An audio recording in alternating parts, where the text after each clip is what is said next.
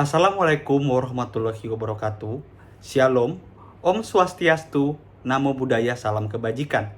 Perkenalkan, saya Rinaldi Barus Afriko Manurung, mahasiswa Magister Kenotariatan pada Fakultas Hukum Universitas Indonesia dengan NPM 24063788884. Melalui video ini, saya akan menyampaikan inti dari penelitian tesis saya yang berjudul Keabsahan Hukum Jual Beli Tanah Adat yang tidak dilakukan di hadapan PPAT dan tidak sesuai dengan syarat substantif hukum adat, Studi Putusan Mahkamah Agung nomor 4/PDT/2021.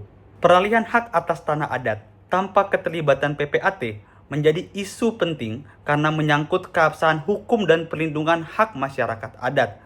Berdasarkan hukum tanah nasional, setiap peralihan hak atas tanah wajib dibuat dengan akta otentik sebagai dasar pendaftaran tanah. Namun, dalam praktiknya, seringkali ketentuan tersebut diabaikan. Selain itu, pada praktiknya, penerapan hukum adat juga kerap dikesampingkan, di mana hukum adat mengharuskan adanya musyawarah adat serta dipenuhinya asas terang, real, dan tunai sebagai bentuk telah terlaksananya nilai-nilai hukum adat.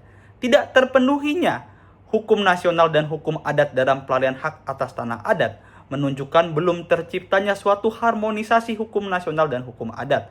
Kondisi ini menimbulkan ketidakpastian hukum terhadap status kepemilikan tanah adat. Adapun bentuk penelitian yang diterapkan dalam penelitian ini adalah doktrinal, yang menitik beratkan perhatian peneliti pada doktrin, yaitu hasil sintesis aturan, asas, norma, pedoman penafsiran, serta nilai-nilai hukum. Penelitian ini menggunakan studi kasus putusan Mahkamah Agung nomor 4/K/PDT/2021. Kasus ini bermula dari sengketa tanah adat di Desa Gumba, samping kiri Gereja Bolon, Kota Balige, Sumatera Utara, di mana penggugat mengklaim sebagai pemilik sah atas sebidang tanah adat berdasarkan surat jual beli bawah tangan yang menurutnya menjadi dasar sah kepemilikan hak atas tanah seluas kurang lebih 520 meter persegi di Desa Gumba sebelah kiri Jalan Simpang 4 Gereja Bolon Panguran, Kota Balige. Selain itu, penggugat juga sudah melarang tergugat untuk membangun sebuah rumah di atas tanah tersebut, namun tidak kunjung dihiraukan, hingga pada akhirnya penggugat mengajukan gugatan ke Pengadilan Negeri Balige pada tahun 2018.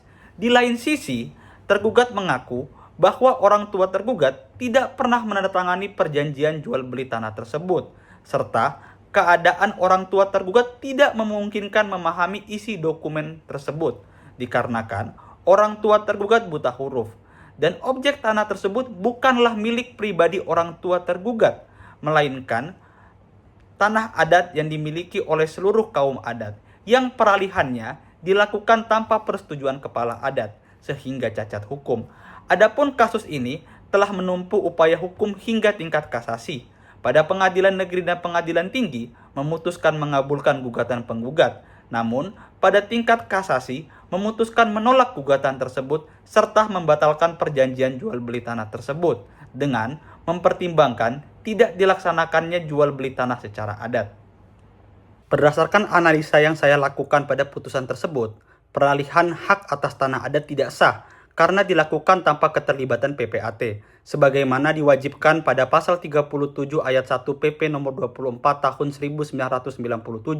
Akibatnya, surat perjanjian jual beli tersebut hanya berupa surat di bawah tangan, sehingga masih membutuhkan alat bukti lain untuk dapat dijadikan dasar penerbitan sertifikat pada Badan Pertanahan Nasional.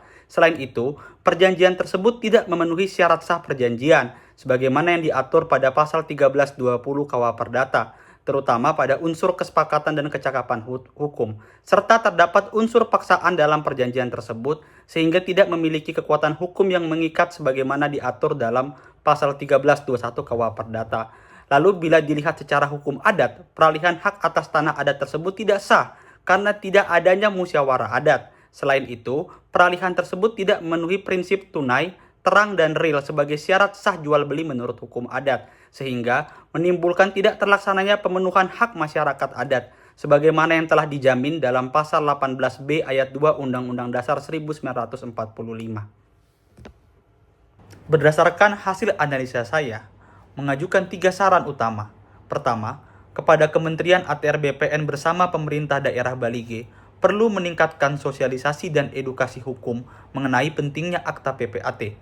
Kedua, kepada Mahkamah Agung diharapkan membuat suatu pedoman terhadap kasus tanah adat agar terciptanya suatu keselarasan keputusan yang melindungi hak masyarakat hukum adat.